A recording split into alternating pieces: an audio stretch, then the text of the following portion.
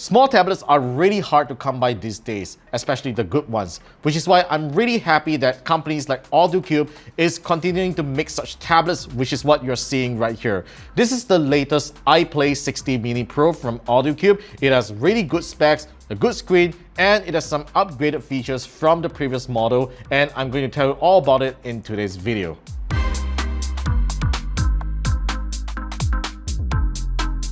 Now, let's take a closer look at the tablet's hardware. So I'm just going to take it out of its casing right now. And by the way, this is a very nice casing that Alldocube has provided when you purchase the tablet. Now, this is a very nice tablet to hold. I can guarantee you that. It has an 8.4-inch in-cell IPS display, and the body feels very lightweight, and that's because it is made with a plastic chassis. So it definitely feels better to hold than the iPad mini. And you even get these rounded corners, which is CNC crafted, and it feels very nice to hold on hand.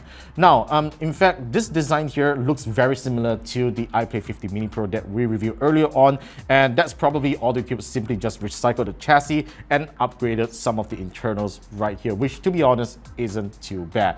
Now, like I mentioned, this is an in-cell IPS display. It has a 1920 by 1200 pixel resolution, so it is a 16 by 10 aspect ratio, so you definitely get more vertical space when you use it in landscape for work and all that, which I think is a very nice thing that Alldocube has done right here. And by using an in-cell IPS laminated display, you get deeper blacks on this display here. And to be honest, if I didn't tell you that this is an IPS display, you might have thought that this is in fact an OLED display because the colors and everything looks so vibrant and the blacks are so deep. This is definitely one of the better displays that I've seen on a budget tablet right here.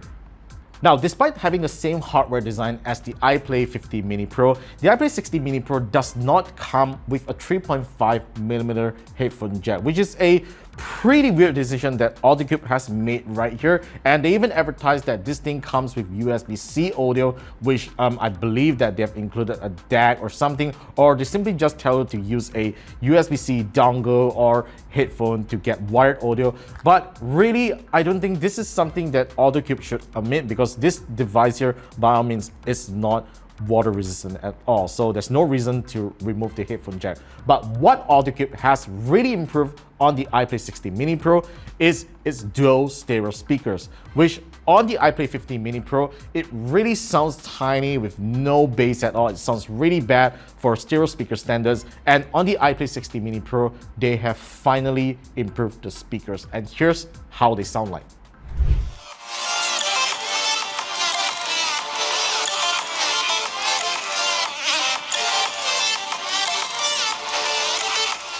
In terms of specs, the iPlay 60 Mini Pro is powered by the very same internals as the iPlay 50 Mini Pro. You get a MediaTek Helio G99 chipset paired to 8GB of RAM and 128GB of storage. And by all means, this is actually a pretty dated specs that we're still seeing on some other modern smartphones right now, but this is probably one of the most reliable chipsets that MediaTek has ever produced, and even by modern standards, it still works very well. Just don't expect a very snappy experience on this tablet, just like any other modern devices right now. It does slow down a bit when you're doing things too fast, but by all means, as a budget tablet, I can definitely tolerate that kind of performance.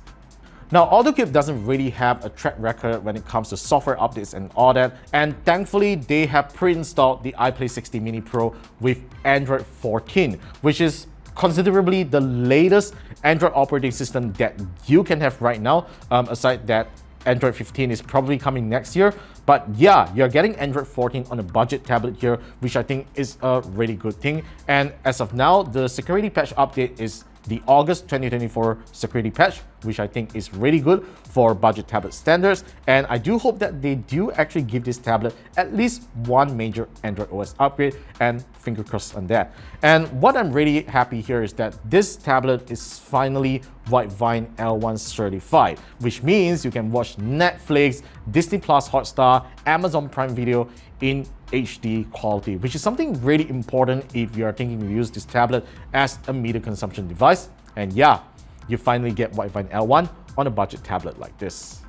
Now, of course, Alldocube didn't just slap on the latest version of Android on the tablet here, but it has also updated its skin with more features. Now, its skin is called Alldocube OS. Obviously, this is how they name their skin, like many other Android skins out there. It has some interesting things as a tablet user interface. Now, it still looks pretty stock, of course, but you do get multi-window support, which is actually really cool. You can open up 3 small floating windows, and you can even call apps from the side panel here into a side panel window, which I think it looks really cool. And for a small screen, it can manage that. I think this is something that's very useful if you intend to multitask on this tablet. But to be honest, on a small screen like this, I probably wouldn't use it for any productivity task. But one thing that Alldocube has advertised on its website for this tablet is that it can be a pretty good gaming machine. And by all means is that you can actually fit it into a controller and you can play emulators and some mobile games on this device here.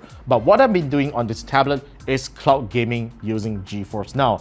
As you can see, I'm now playing Black Myth Wukong on this tablet here, and it works pretty well. Of course, I left the settings at default so that it would stream the game smoothly, and power efficiency is actually pretty good.